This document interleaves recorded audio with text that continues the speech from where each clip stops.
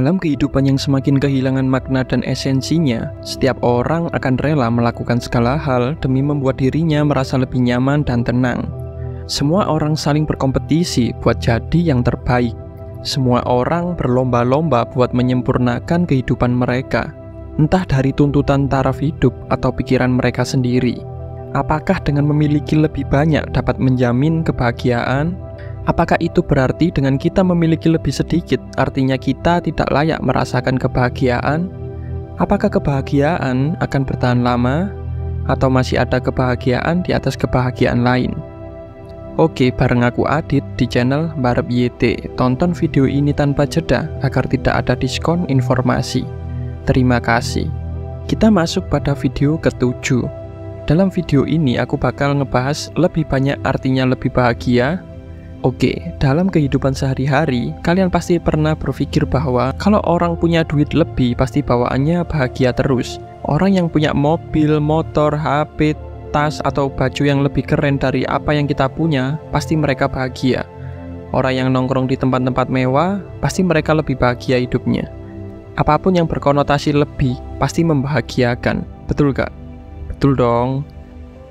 Dulu aku juga berpikir demikian. Aku selalu cepat menyimpulkan segala sesuatu tanpa memahami lebih jauh lagi apa makna kebahagiaan sesungguhnya. Dulu waktu kita masih sekolah, pasti sering banget dengar kalimat sedikit lebih baik. Ya, sedikit lebih baik. Kalimat sedikit lebih baik sendiri memiliki arti yang beragam. Bisa berarti rasa syukur, bisa juga berarti kesederhanaan, atau bisa juga memiliki arti-arti yang lain.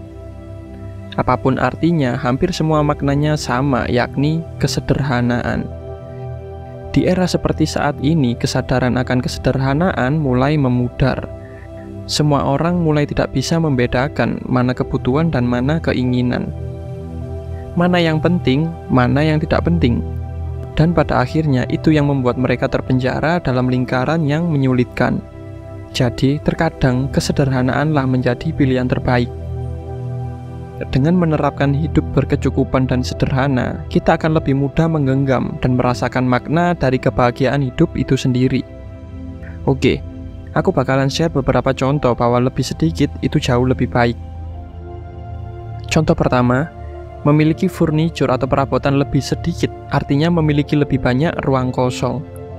Dengan memiliki banyak ruang kosong, artinya lebih banyak sirkulasi udara yang masuk dan lebih terlihat rapi. Ruangan yang rapi dan sirkulasi udara yang bagus mampu meminimalisir rasa stres dan kecemasan. Contoh kedua, lebih sedikit kuantitas, lebih banyak kualitas. Pilih mana? 10 produk tidak berkualitas atau 1 produk tapi berkualitas? Tentunya semua orang pasti lebih memilih 1 tapi berkualitas. Tetapi tidak semua orang mau menanggung konsekuensinya, yakni harga yang lebih mahal. Tetapi jika dipahami dengan baik, harganya juga sama. Yang jadi pembeda hanyalah momentum saat kita spend money-nya aja.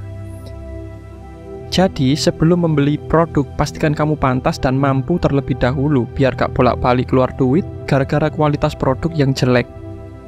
Dan contoh yang ketiga, lebih sedikit beban, lebih banyak ketenangan. Segala sesuatu yang membebani pasti menimbulkan kegelisahan. Artinya apa? Ketika kita bijak dalam memilih beban hidup, kita tidak akan pernah merasa terbebani. Terus, apa aja sih mas beban kehidupan itu?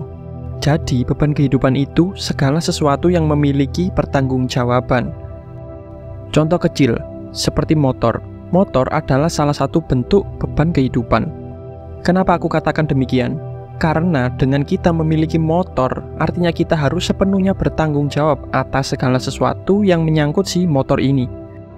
Seperti biaya perawatannya, iuran pajaknya, biaya perbaikannya, dan lain sebagainya.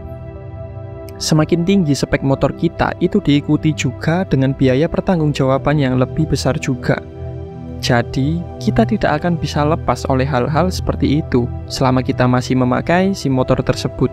Kesimpulannya, banyak tidak selalu baik. Dengan memilih lebih banyak, artinya juga menerima konsekuensi yang sama banyaknya. Maka dari itu penting untuk selalu bijak dalam memilih sesuatu.